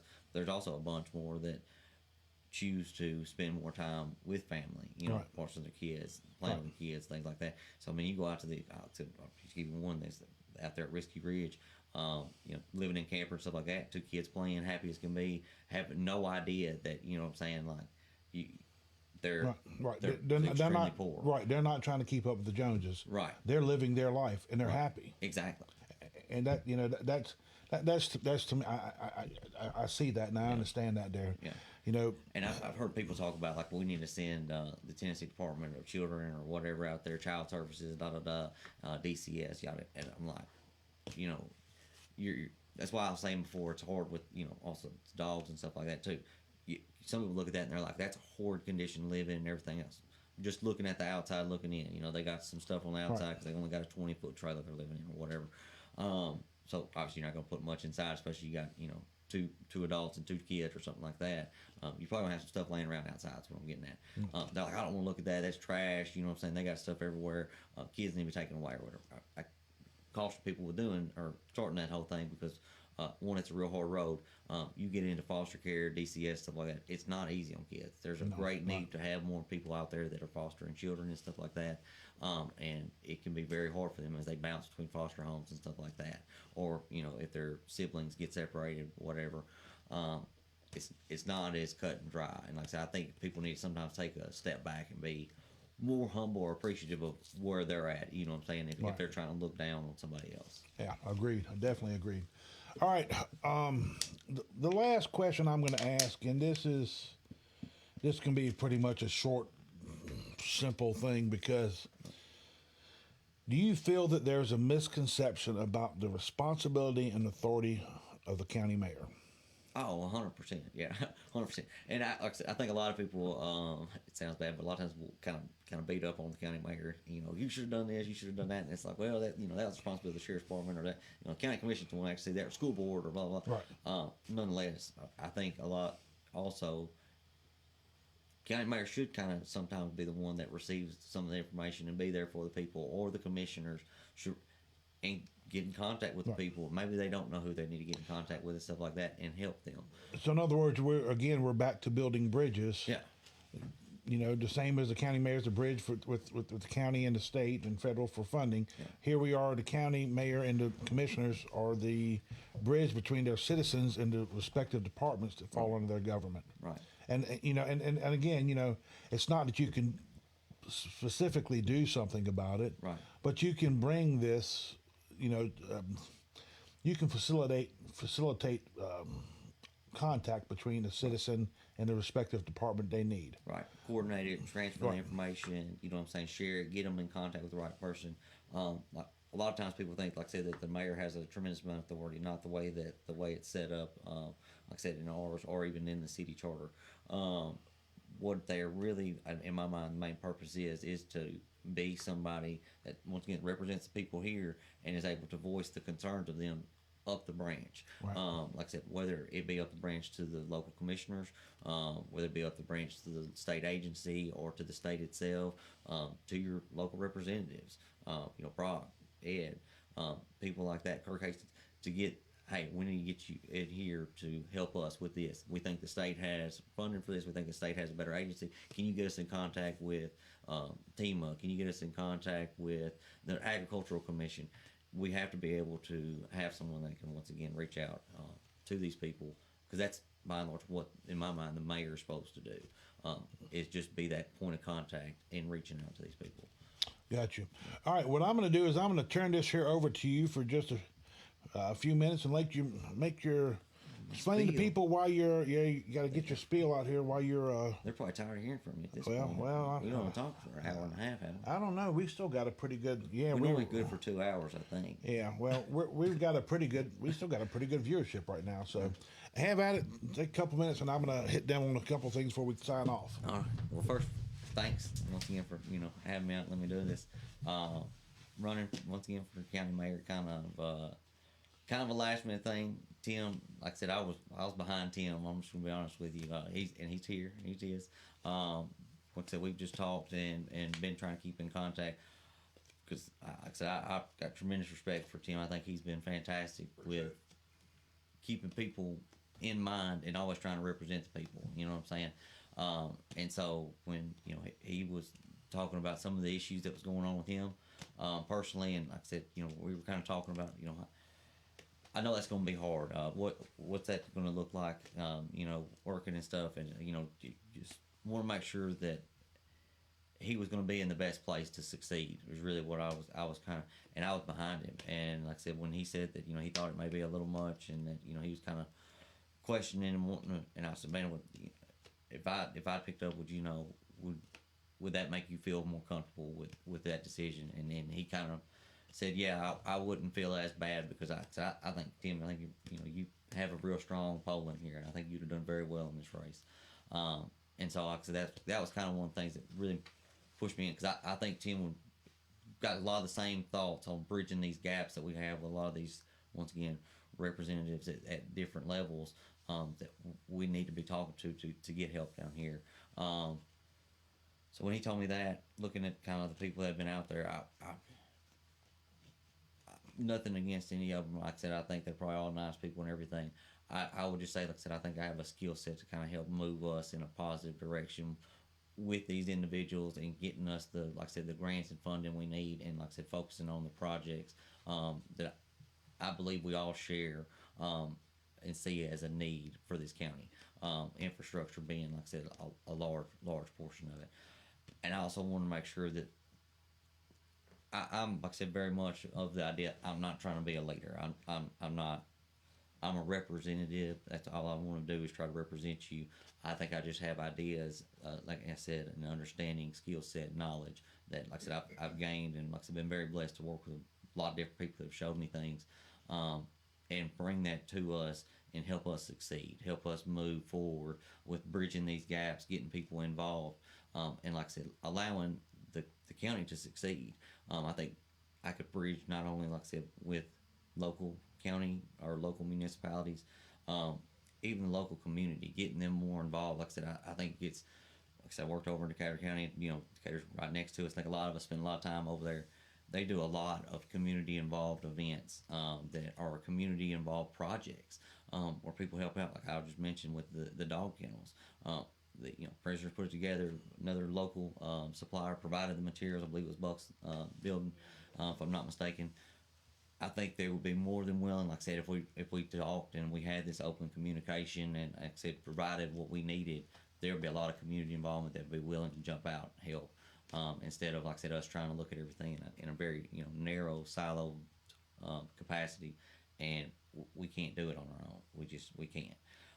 And so that's why, like I said, I jumped in when, like I said, he decided he was going to step out, because I think Tim had the exact same thoughts, and wanted to get, like I said, a lot of the bridging done. And so that's why I wanted to step up and run. I would, like I said, appreciate anybody just giving me your consideration. Like I said, I just throw it out there. I'm not running under the Republican ticket, so I will not be on the May primary. Not that, like I said, I don't have a very conservative fiscal policy, and a very much open mind of the fact that you have great freedom in a lot of things. And like I said, I try to stay out of the government being overreaching. I'm very much a limited government type of person. And so I will not be on the May ballot. I'll be on the August one. Like I said, running as an independent. I want to make sure people understand that, like I said, I'm here to represent you. I'm not trying to represent a party. No offense to them. Like I said, I know I probably align with Republican Party, just being honest, 90% plus of the time. I don't want anybody to ever make me try to feel like I have to do what the party's trying to tell me to do. I want to do what the people here that I represent want me to do. And so that's my spiel. If you need things, contact me, reach out. Like I said, say hi. I'll talk to anybody more times than not, longer than you want to, probably. But like I said, I don't mind having the conversations, asking the hard questions. Like I said, I may not know the answer. I may try to just tell you a thought that relates to it or something. But I'll be honest, if I don't know the answer, and like I said, try to reach out, find out more information, and get to the bottom of it. All righty. Well, thank you, Blake, for coming on. Right now, next week, we will not be having any candidates on. We've got the city meeting on Monday night.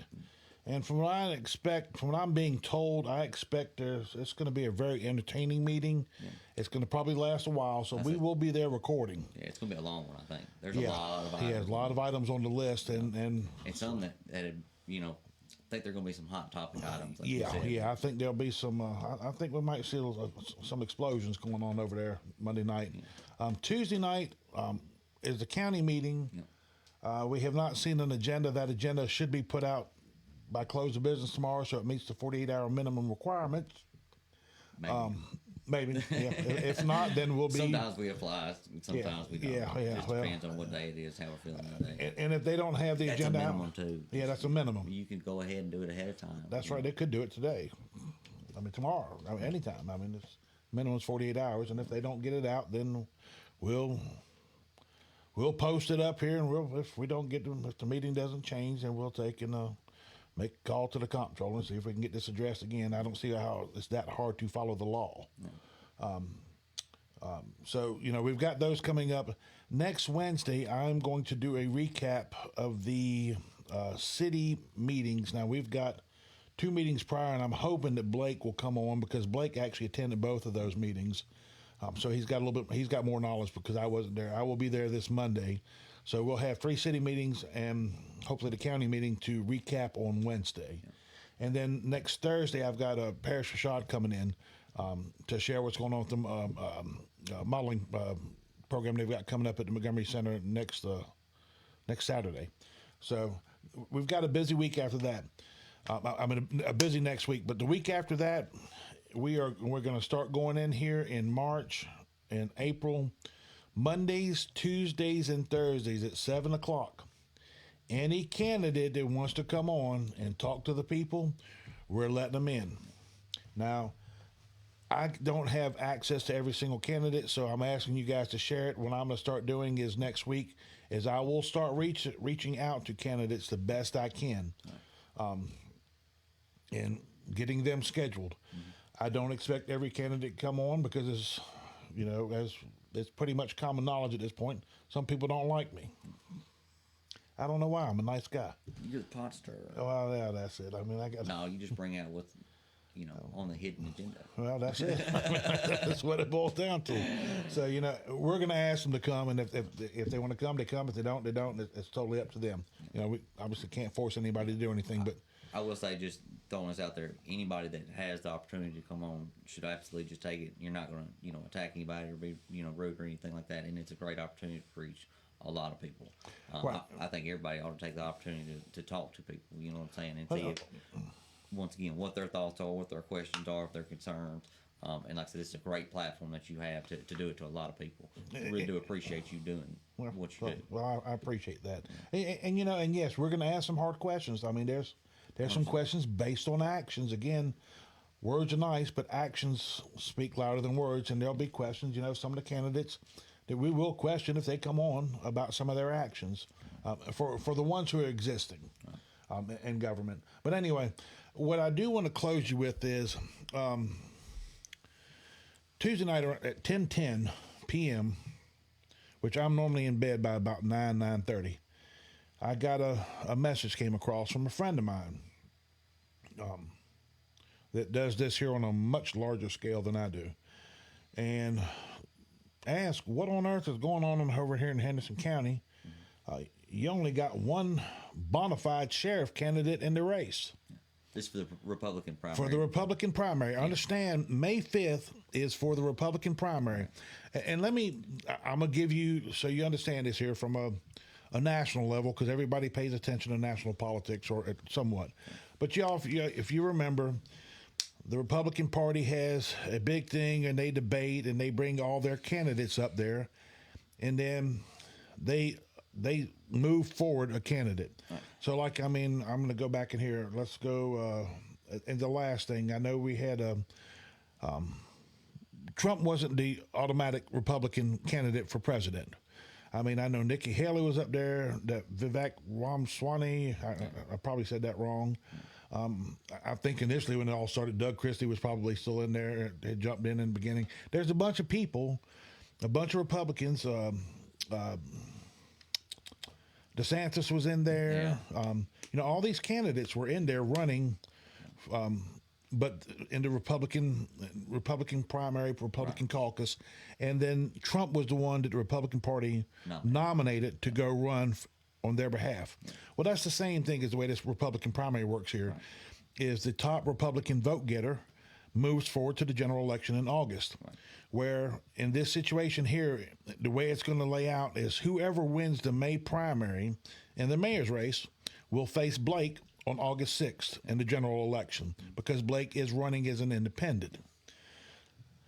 Here's where the thing is. The Republican Party, I've always been told here in Henderson County that this is, if you ain't a Republican, you can't You don't win. have the R beside your name. You ain't got an R beside your name, you can't win. Done. Yeah. Well, and the problem here is the Republican Party, because I made a phone call. After I got this here, I started making some phone calls. I got information sent to me. I had an email come in at like 1:40 in the morning, Wednesday morning, while I was sleeping, giving me information based on some research that was already being done. And what this boils down to is that Classification. right, the Republican Party requires you to be bona fide to run in the primary. You got to be a bona fide Republican, which means in the last, you have to have voted 3 of 4 times in the last gubernatorial, governor, or presidential race. So they want to see that you've been voting Republican before they say you're a bona fide Republican and you can run in our primary. Right. I'm gonna tell you right now, we got a lot of people who don't qualify. We've got some now. I've only got records, voters list in from 18 and 20. Still got to get 22 and 24. If I'm not going to pursue this in any matter. If somebody else wants to do it, I'll explain to you how this whole thing works. But we have people right now who are running as Republicans, and they are not bona fide Republicans, which is required. The Republican Party requires that for it. Well, not only that, and even the ones that meet the bona fide. There's a lot of people that are rhinos. They're Republican name only. And I'll just be honest with you. The whole thing, I think it's the opposite wings of the same bird. A lot of times they end up flying the same way. Of let's say just spend everybody's money. Yeah. You know, if you look at it on a national level, most of it's either defense spending or we're going to give every social care program in the world a bunch of money. Right. It's all about spending a bunch of money. Yeah. That's it. Like I said, it's never about anything about balancing budget. It's looking at anything on a much grander scale of what can we accomplish, what do people need, and stuff like that on infrastructure and things of that nature. And so I just wanted to completely do away with that. And that's why and focus on the people you're representing. 100%. Like I said, I just there and just once again just to add a little bit to it. We don't do it here, at least not to my knowledge. But some of them even have requirements that you contribute a certain amount of money to the party. No. Let me tell you right now, the Republican Party does require that here in Tennessee. I don't know how much it is, $100 or $5. $250. No. $250. Now, and I'm going to tell you right now. Now I saw something else. I think in 21 they changed it up some. I think it's tiered. I believe it's. But it depends on what level. 25 or 50 if you're a commissioner. Yeah. I think if you're running in a big seat like a mayor or sheriff, it's $250. I mean, you get up in the governor's race. I mean, you're up to $5,000. That's $5,000. Yeah, and then go up to the bigger seats, right? Yeah, when you start going to the national level. All right. So then more money, obviously, just to even do that. Well, the parties also control a significant amount about how people can get on subcommittees, which is where the more money you raise, you can get a seat on there. If you don't do that, you can't. And the subcommittees, people understand, is where a lot of times the meat of the legislation is actually kind of worked out, hammered out, and what largely decide whether or not that ever makes it to the floor to be voted on. Right. A lot of times you talk about a bill being killed in committee. You see that term a lot, and that's because it didn't make it out of the subcommittee. They got killed in the Ways and Means Committee or got killed in this committee. And so if you don't have, if you're not raising $500,000 for the Republican Party, you may be the greatest mind in the world with finance and economics and all this other stuff. They won't put you on the Ways and Means Committee because you didn't raise enough money for the party. And you're right. It's almost a pay-to-play type of Ponzi scheme. Yeah. Or mafia. Like I said, it kind of blows my mind sometimes. It's like you hear it and you're like, surely not. And then you research like, wow. And it's true. Yeah. But anyway, what I wanted to bring out here was this was shared with me about the fact, again, I don't classify myself in any political party. I am an American citizen. I don't want any political name put on me. I'm conservative. That's my personal beliefs. I lean more towards what I always thought was core values in the Republican Party, which I'm seeing change, but I don't know if the values are changing or if we're dealing with rhinos. I mean, I'm so confused about what's going on with the Republican Party. But if you are a true Republican, and this may be something that interests you, but bottom line is the Republican Party is there are candidates who do not meet the qualifications, the bona fide qualifications to run on the Republican primary ballot for the May 5th election. Again, I'm not going to pursue this here. When I got in and started researching this here, it would take 3 citizens, and those citizens, 3 bona fide Republican voters, can challenge a candidate. Is it 3 or 5? I don't know. I'm 3. I did have that confirmed this afternoon. So 3 people, can take and challenge, and they have to be bona fide Republican voters. So in other words, they have had to vote in the last 3 or 4 primaries, and they can challenge the bona fides of a candidate. And then the Republican Party at the state level, the SEC, would review this here and determine whether they want to let it go. Now, the reason I'm not going to get involved in this here was because when I reached out to a friend, they're going to look at it by case basis. And right now they've got 2,700 cases that they've got to review between now and May, and they're supposed to get them done. And if anybody from this county adds to it, I mean, it happens. But just because you have a candidate who does not meet the 3 or 4 doesn't mean that they're going to be pulled off of the ballot. It's up to what the board decides to do. Now, I will tell you this here. There is a candidate that did not vote into 18 and 20 and would pretty much automatically disqualify them, that has a member on the SEC board.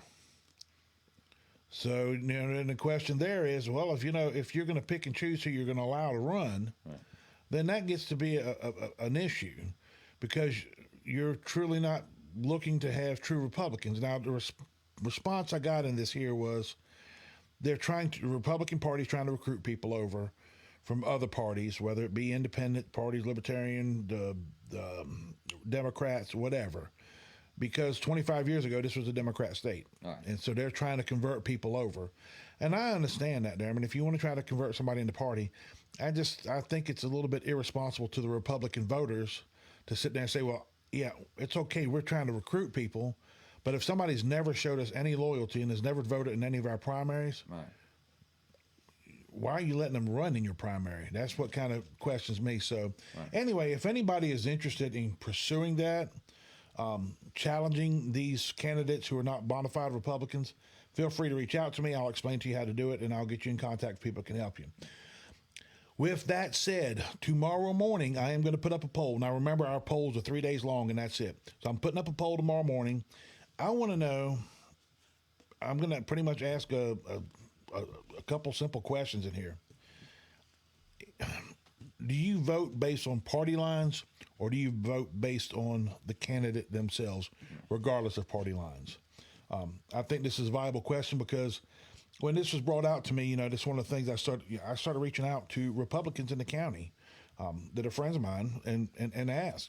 And so far, what I'm hearing, they don't care what party they're in.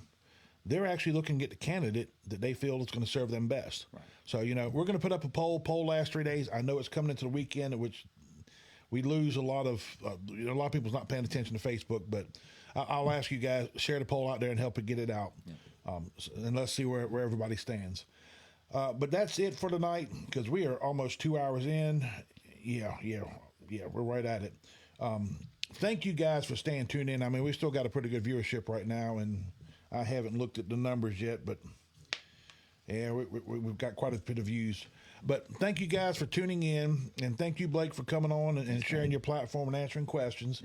And again, if you are a candidate, or a candidate you'd like to have on the Hidden Agenda and to answer questions, it's out there. We're going to do our best to reach out. And we are opening this here up now. We're going to do any candidate in the races. Yeah, come on. That's it. Come on board. Mondays, Tuesdays, and Thursdays at 7 p.m. And this will start on the the first week of March. So if you want to come on, reach out. Y'all have a great night. Thank you for tuning in. We'll see you next time out.